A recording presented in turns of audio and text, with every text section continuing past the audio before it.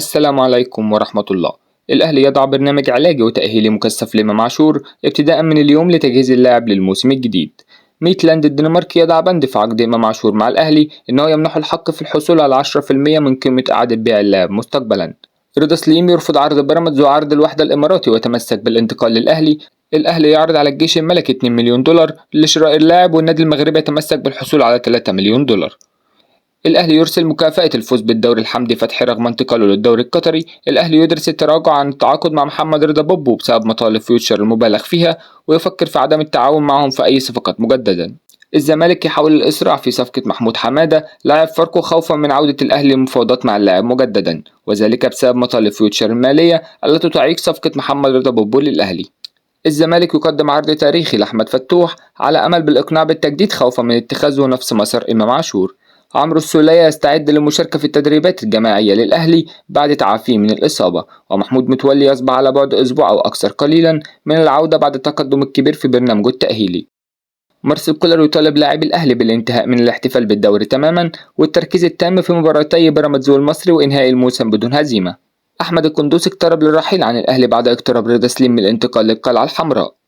أكرم توفيق يبدأ الدخول مع اللاعبين في التدريبات الجماعية ابتداء من الأسبوع الحالي بعد تعافيه من الإصابة، بعد إعلان الصحافة التنزانية حصول ميكيسوني لاعب الأهلي على 400 ألف دولار. الأهلي يؤكد ويعلن توجيه الشكر لميكيسوني بعد فسخ عقده والتنازل عن كافة مستحقاته لدى النادي. الأهلي وكهربا يسارع عن الزمن لإيجاد طريقة لاستكمال غرامة اللاعب للزمالك حتى لا يتعرض للإيقاف مجددا، ومصدر يؤكد أن النادي لن يترك اللاعب للتعرض للإيقاف مجددا وسيحاول بطريقة ما لاستكمال باقي المبلغ. مارسيل كولر يمنح لاعبي الأهلي راحة من المران اليوم للتخلص من الإجهاد قبل مواجهة بيراميدز بالدوري، ومقترح بإراحة العناصر الأساسية في مواجهة بيراميدز والمصري لكونهم مباراتين غير مؤثرين. مارسيل كولر يؤكد لمسؤول الأهلي أنه لا يمانع الاعتماد على مصطفى شوبير وحمزة علاء ومصطفى مخلوف في الموسم المقبل في حالة خروج الشناوي على لطفي، إنه يثق في الثنائي بشدة ولا يوجد أفضل منهم في الدوري المصري. طبيب الأهلي لا يوجد أي إصابة مزمنة لدى إمام عاشور ولا تتم أي صفقة في الأهلي إلا بعد الاطمئنان بشكل كامل على سلامة اللاعب. التعاقد لا يفعل بشكل رسمي إلا بعد اجتياز الكشف الطبي بالكامل. أقول لجماهير الأهلي اطمنوا، لا نريد أن يتم التشكيك في عمل الجهاز الطبي في الأهلي لأننا نعمل بكل جهد وبأفضل الطرق العلمية. وتواصلت مع محمد أبو العلا طبيب المنتخب لأنه كان الطبيب المعالج لإمام عاشور، وحصلت منه على تقرير إصابته وأكد لنا أن الأمور تسير بشكل جيد ولا يوجد ما يدعو إلى القلق.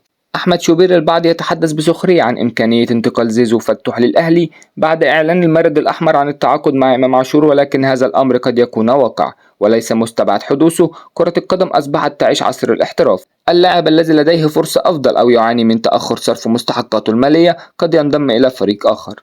أحمد شوبير يؤكد أن الشناوي اتكلم مع إدارة الأهلي وأكد أنه لديه عرض من الدوري السعودي خلال فترة الانتقالات الصيفية الجارية، ومصدر مؤكد موافقة مبدئية من محمود الخطيب والإدارة حال وصول عرض رسمي من أي نادي يرغب في ضم الحارس الدولي، ولكن حتى هذه اللحظة لم يصل للأهلي عرض رسمي بشأن اللاعب.